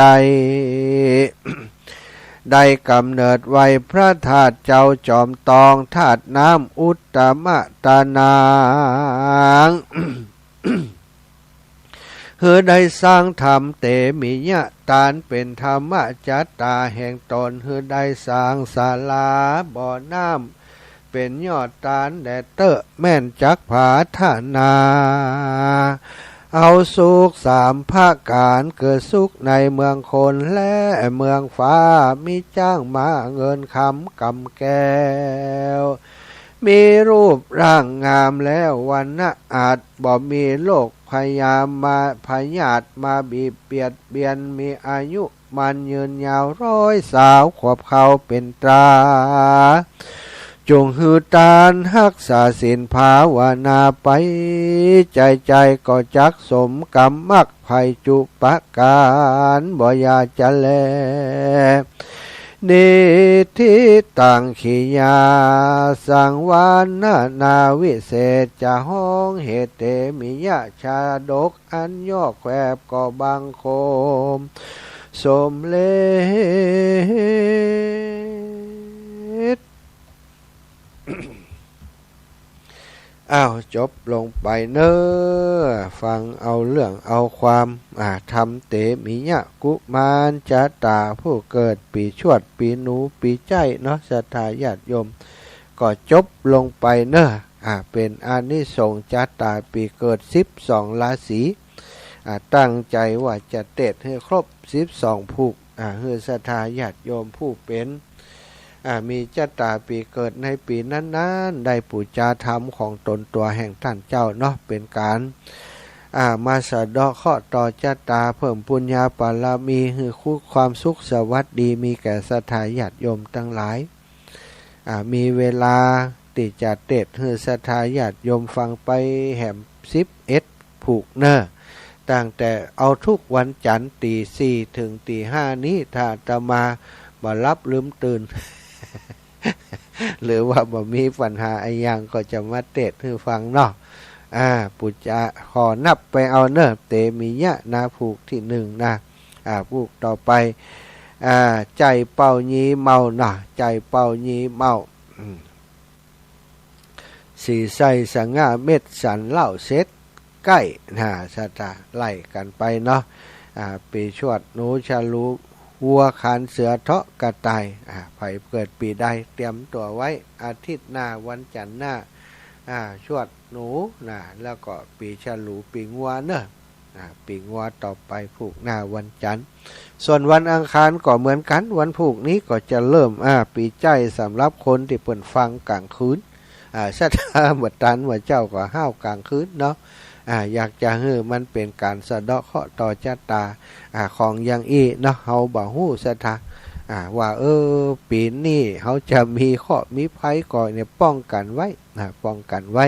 ปูจาธรรมชะตาปีเกิดปกติแล้วจะไปฮื้อวัดเปิ้นเตดตู้เจ้าเติดทำปีเกิดฮื้อจิมบางเถื่อมีทำกาบางเถื่อมีคนเตดกาเตดบ่ได้กาไออย่างต่างๆเนาะก็เตดฮื้อศรัทธาได้ฟังแล้วมีโอกาสได้ปูจาธรรมเอาละไผ่ปูจาธรรมวันนี้5 ปอนเนเอาสาธุสาธุชัยยาสิทธิดิลีจะในวันนี้หากก็เป็นวันดีสลีสุปปมังกะละอันผาเสริฐล้ำเลิศยิ่งกว่าวันและยามทั้งหลายวันนี้วันจันทร์ที่13พ่ำว่าเป็นเดือน4เพ็งพระจันทร์เล็ง2 ลาสัทธามูลสัทธาท่านเจ้าทั้งหลายได้ปุจจาเอายังธรรมเทศนาเตมิยะเป็นธรรมชะตาปีเกิดของผู้เกิดปีใจปีชวดปีหนูอาตมาก็ได้แสดงพระธรรมเทศนาสลองชะตาให้ศรัทธาญาติโยมจบลงไปแล้วนั้นก็ขออำนวยอวยใจให้เจ้ามูลศรัทธาผู้เป็นเจ้าภาพการเทศน์การธรรมในเจ้าวันนี้คือท่านทั้งหลายอยู่ดีมีสุขอายุมันขวัญยืนพยาธิอาพาธหากเกิดแล้วมีแล้วกับตนกับตัวความกังวลอนตรายเกิดมีแล้วในจิตในใจของศรัทธาท่านเจ้าทั้งหลายโดยเตชะบุญที่ท่านเจ้าได้ปูจายังทำชะตาปีเกิดเตมิยะชะตาปีไกปีสวดปีหนูนี้ดงขจัดปัดเป่าพยันอันตรายทั้งหลายเหล่านั้นมาลายหายไปจากตนตัวแห่งศรัทธาท่านเจ้ามันตกไปตามก้อยย้อยไปตามปลายตีนไปมือแม่นดังลืออย่าได้มาใกล้มากายศรัทธาทั้งหลายแห่มซ้ำป.2ตกไปตามพระอาทิตย์ที่ไกลแสนขอบตกไปตามพระจันทร์ที่นอกขอบฟ้าจักรวาลมันตกไปตามพระอังคารผีฟ้าเสียงแผ่นดุจทุตตกไปตามพระพุทธที่ดงสงัดตกไปตามพระพัดที่ดงไพรมืดเศร้าตกไปตามพระสุขเล่าที่พระเจ้าบ่ให้ไว้สุขเสาเล่าที่พระเจ้าบ่ไว้ศาสนาตกไปตามพระราหูและลาเกตที่นอกเขตขอบฟ้าจักรวาลพุ่นแต่เลิกกูจักไล่ข้อนี้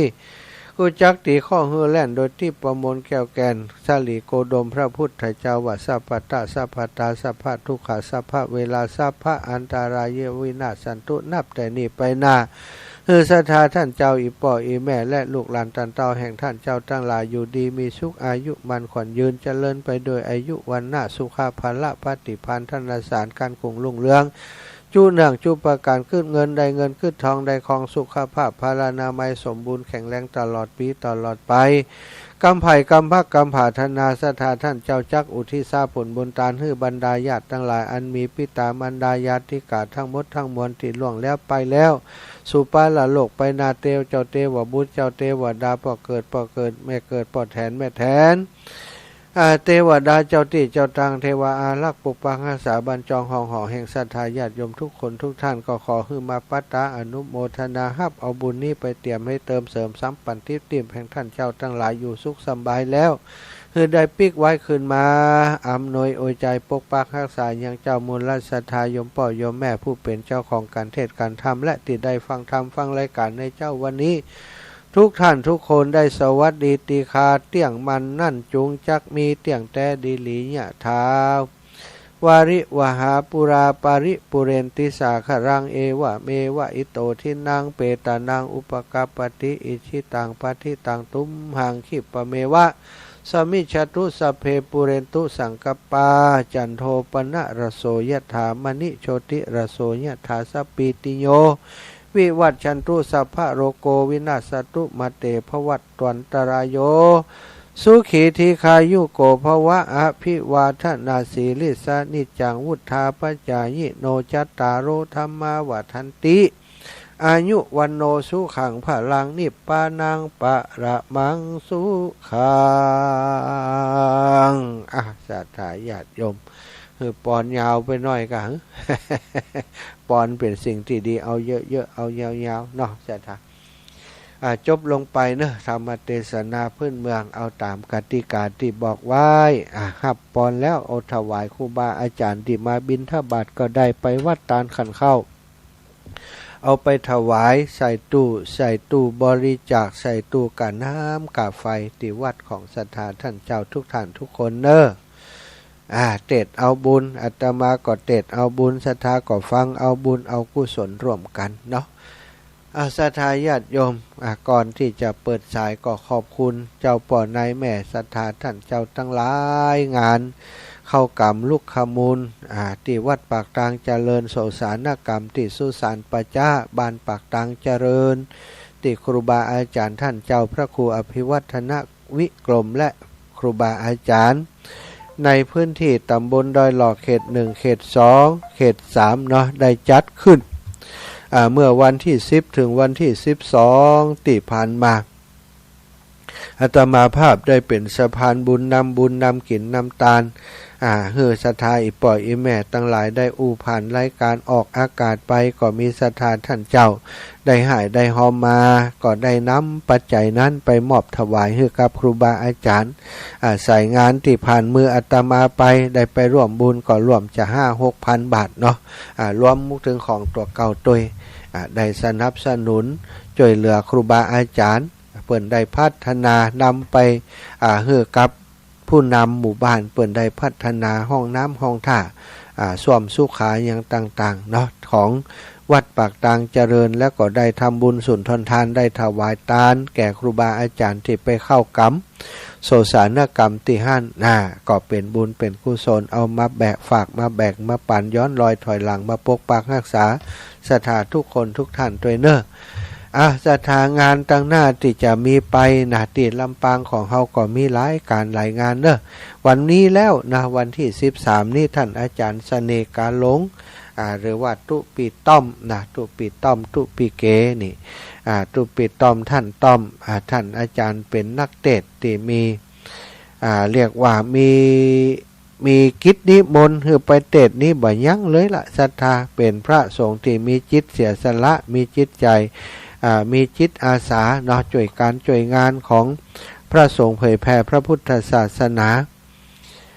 อาตมาภาพก็นับถือเป็นครูบาอาจารย์คนหนึ่งเพราะเปิ่นเทศเก่งเน้อศรัทธาเทศกำเมืองเก่งเทศบรรยายได้เทศ2ธรรมะได้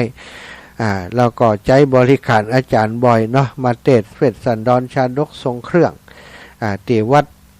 วันก่อนก็ได้นิมนต์ท่านอาจารย์ฉลองศรัทธามาเทศที่วัดบรรพตสถิตปอยหลวงพร้อมกับคณะ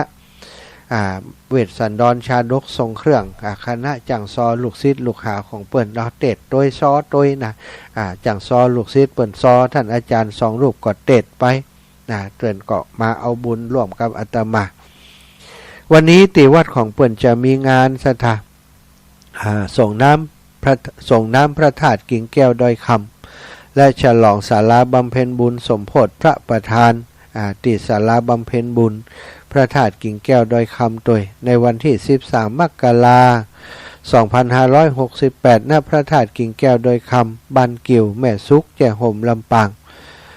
มหรสพก็จะพบกับซอหล่องน่านลำวงดนตรีพีมิวสิกเวียงป่าเป้าแข่งขันบอกไฟชิงรางวัลเงินสด รางวัลที่ 1ได้ถึง3 ปันเนอะศรัทธาเต้าไข่มีบอกไฟไปร่วมบุญได้โอ้ศรัทธาญาติโยมเป็นแฟนรายการของท่านอาจารย์เสน่ห์กาลงอีแม่อยากจะร่วมบุญสักเล็กสักน้อยได้ก็อาจารย์นะโอนไปที่ท่านบัญชีของวัดดอนชัยบ้านกิ่วเลยเนอะศรัทธาของธนาคารธกสเลขที่บัญชี0200นะเอา4ตัวแรกก่อนเนอะ0200 4ตัวแรกเนอะศรัทธา0200นะแล้วก็ทัดไป504 4200 504แล้วก็43512 504แล้วก็43512ฟังยาวเนาะ2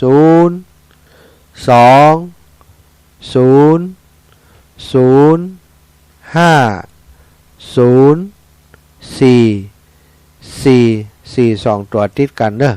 44นั่นนะ3512นะ020-050-443-512สถาที่ท่านอาจารย์เสน่ห์การหลงเบอร์โทรก็คงศรัทธาก็คงมีแล้วเนาะโทรไปหาเปิ้นได้เนอะร่วมบุญร่วมกุศลกับเปิ้นเนาะท่านอาจารย์เสน่ห์การหลงอาตมาภาพก็จะโอนปัจจัยไปร่วมบุญร่วมกุศลกับท่านอาจารย์สักเล็กน้อยบ่มีนักมีหนาก่อนเล็กๆน้อยๆช่วยสนับสนุนจุนเจือช่วยเหลือกันไปศรัทธาเปิ้นได้แห่อุปคุตวันนี้ตะวานะเนาะห่อแห่พระอุปคุตไปแล้วโตท่านอาจารย์นี่เปิ้นทำการทำงานอย่างนี้เปิ้นมีแบบมีแผนแบบโบราณแบบเบาแบบโบราณเนาะกวาดตานกาอย่างกาเนี่ยโอ้เปิ้นแปลงงามเนาะศรัทธาพระธาตุของเปิ้นก็งามอยู่บนดอยศาลาการประเรียนศาลาบำเพ็ญบุญก็ได้ทำใหม่เนาะทำใหม่สะอาดสะอ้านปูกระเบื้องเรียบร้อยมีพระพุทธรูปพระประธานประดิษฐานอยู่ด้วยศรัทธาไปร่วมบุญร่วมกุศลกับครูบาอาจารย์เปิ้นได้เนอะเอาละศรัทธาที่วันที่19แหมเนาะวันที่19นี้จะมีวันที่19วันที่19ที่วัดแม่ห้องไคร้นะของท่านอาจารย์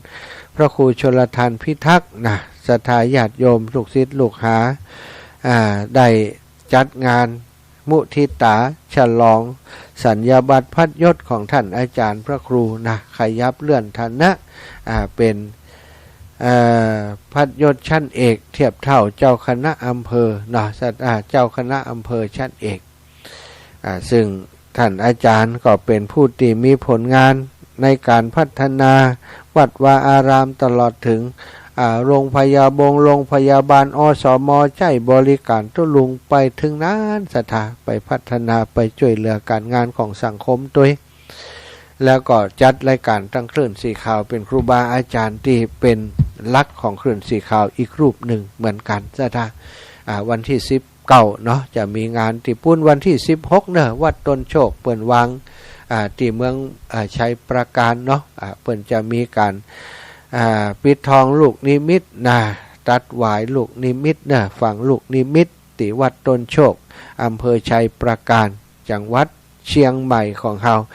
ฝากประชาสัมพันธ์ไปถึงพี่น้องตั้งเมืองฝางของเฮาเนาะไม่ใช่16เดี๋ยวกันเนาะ19เหมือนกัน19เหมือนกันเนาะที่ชัยประการเนาะวัดต้นโชคปะกันที่ปุ้นเนาะอาตมาภาพก็จะได้ไปดูไปร่วมงานโดยน่าจะไป18วันดา19นี่มีงานของท่านอาจารย์ตุลุงแดงเด้อพระครูชลทานเจริญปอนแม่อุ้ยอินโอ้ยเจ็บออกจะเป็นลมมาได้ยินมาพอดออกที่บ้านอย่างได้เสียงพุดดินน่ะถ้ามาได้เสียงจัดเดียเจ้าดีประเด็นนี้ก็โจรจัดมีจึงโฆษณายากระสีข้าวไปเนาะแรงก็มีอย่างก็มีหมดเนี่ยโอ้ยเสียงหวานเสียงอารมณ์ดีเพื่อมันได้ยินแล้วไปทุกอันเสียดายได้จะให้เป็นสถานีอื่นเนาะ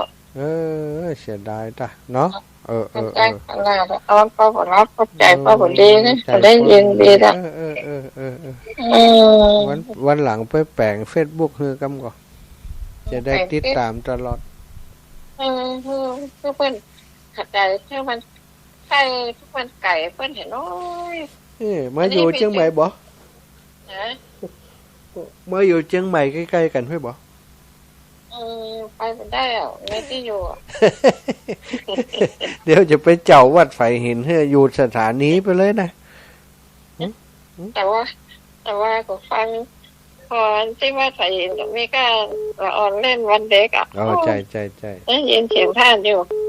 ที่ปากการเจริญนั่นนะได้ยินอยู่พอฟังตลอดสบายใจสบายใจสุขภาพแข็งแรงเนอะแล้วก็เอาไปว่าได้นิมนต์จุ่มเขามาการปอนที่บ้านนี่ตามสั่งข้าวน่ะเจ้าดีละแล้วก็ไปลืมส่งเงินปฏิทินให้เนอะเจ้าอีแม่ไหว้จ้านะเจ้าสาธุเจ้าแม่อุ้ยอินแม่สาบเสมิงเรียบร้อยไป5313จากที่ไหนตั้งได้โยมป่อโยมแม่กาแม่น้อมกะแม่น้อมสุภาวงศ์เนี่ยกะเจ้าจะได้เปลี่ยนเบอร์มันมี2เบอร์เจ้า2เบอร์ล่ะจ้านินทำนี่โอ้ยหมดว่าแต่เกิดปีนี้กะเกิดปีขานเจ้าชวดหนูฉลูแมวขานเสือเนาะเจ้าฉลูขินหน้าเนาะฉลูแมวก็ว่าแมงหยังให้ฉลูแมวก็ปีชวดนี่มันหนูอ่ะปีฉลูเอาเป็นแมวหนูแมวอะไรช้ำหนูฉลูวาเนอสาธุโยมแม่สาธุโยมแม่เนาะเจริญพรแม่ลองกันอุบอนุโมทนาบุญอิลาฝากปัจจัยมาเอาหอมมือละเนอะเจ้า100 บาทเจ้าแล้วหอมได้กะก็ว่ามันกวดทีนี่มาตุ้เจ้าเก๋มาบ้านหัวเสียเนี่ยนั่นกะเป็นไปปุ้นนะแต่กลับตันก็หูอาจารย์น่ะนี่เนี่ยประเด็นความผลสกรรมมาเนี่ยพอเสียดายเนาะจะหอมก็เลี้ยงเพิ่นน่ะตู้ลุงตู้ปิดต้อมกับเพิ่นจะขึ้นถาดวันเนี่ยเจ้าแม่บ่ฮู้เลี้ยงไปมันเมาไปนะครับถ้าจะหอมก็บอกให้ร้านนงรักหั่นเดี๋ยวจะโอนไปให้เพิ่นเด้อเจ้าได้สาธุแม่เด้อเจ้าบุญรักษาแม่ลองกันอุปั้นใหม่หัวเสือดอนไฟเจริญปอนแม่ย่านวลเย็นเสร็จกันนี่จ้าไว้จ้ากำแพงหินนี่เย็นนั่นหนาวหนาวขนาดเลยเจ้าแม่วันกันเจ็บกาแฟได้กันหนาวไปหนาวบอดจ้าหนาวใบตัวหนาวบอดหนาวไปหนาวบอดเนาะภาษาว่าเก่าเนาะฮะบางทีก็ว่าหนาวฮะแต่หนาวว่าบางทีก็หนาวไม่หนาวเงาเลยบางทีก็หนาวไปหนาวเงาหนาวไปหนาวบอดมันอย่างไรนี่ฮะหนาวเงานี่ก็คนเดียวแม่ว่าหนาวไปหนาวบอดเก็บกาแฟได้คนเหนือเขานี่มีสปะน่ะเนาะแต่ว่าเข้าใจกันแปลว่าหนาวอย่างไรนี่นะเนาะแต่ตุน่าแม่เนอะที่19ปาการเจ้าเจริญพรแม่คำนวณได้ปฏิทินแล้วกะเจ้าได้แล้วเจ้าอันหลวงปู่ส่งไปให้แม่ก็ได้อันปู่จะเป็นคนก่อนนั้น40คนวัดตะวันนี่15ดอกวัดโธ่แม่เอาไม้อย่างไรหลวงปู่มาไว้ให้กะคนก่อนนี่เปิ้นไปวัดนากาวัดบรรพตนากาเปิ้นบ่แม่นี่เจ้าแล้วกับตะวันนี่ตะวันนี่พระมาแหม15มีตะวันมันจะรานกับเมานี่ดีละจะซ่อนจมว่าได้สักอย่างงอนจัดหลายคนอีว่าแม่ฉลาดว่าก็แล้วไปเถอะใจบ่ทันถ้ามาหาแจวไว้ฮือน่ะกะเอากะจะหวังเพ่ปะโทษตึมปีแรกเคยได้กะเคยเอาไปกันแหละเคยอยู่แต่ว่าปีนี้ก็ยังว่านะก็แม่ตึมได้อยู่กับตีกับแห่งกับแล้ววะ ได้แล้วมดอันเดียวนี่นะ เอาดีแล้วเนาะมันน้อยใจกันละก็ เจ้า พี่น้องจะสอนขี้ให้ขี้โคตร แม่ฉลาดอ้าวสาธุนะแวนเดอร์ขอบคุณอีแม่ เจ้าสาธุเจ้า เอาศรัทธาญาติโยมเนอะตีอื่นตีไก่ตั้งใดก็ดีตีฟังรายการอยู่อันไอ้อย่างก็บ่ได้ปฏิทินครับเด้อเนาะถ้าใครได้ปฏิทินก็โทรมา โทรมาจะจดชื่อไว้แล้วก็จะส่งไปทางไปรษณีย์เนอะรวบรวมชื่อแล้วก็ถ้าได้10 คนแล้วก็ส่งไปถ้าไปคน2 คนนี่เขาขี้ข้านไปไปรษณีย์น่ะจะส่งไปให้เนาะสำหรับคนที่มาได้มาจาก1แม่อุ้ยอินแม่สาบเสมิงกี่เล่ม1 เล่มครับแม่อุ้ยอินแม่แก้วพญาสมปุ่นพะเยาปุ่นนะบึดก็จะอู้ออกวันพุธก็จะอู้ออกรายการแห่งกรรมแล้วก็วันฮื้อเนอะวันพุธว่าจะไปส่งฮื้อนะไปไปรษณีย์ตอนนี้จะรวบรวมจดชื่อที่อยู่ไว้เป็นที่เรียบร้อยแล้วก็จะวันฮื้อก็จะส่งไป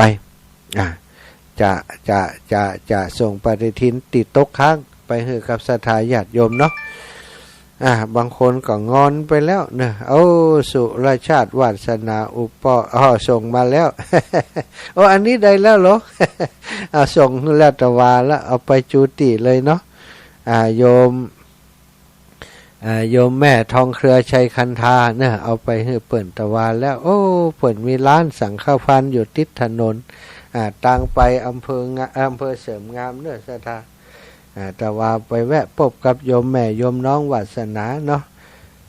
ก็ขอบคุณเปิ่นต้อนรับครับสู้ดูแลดีนะ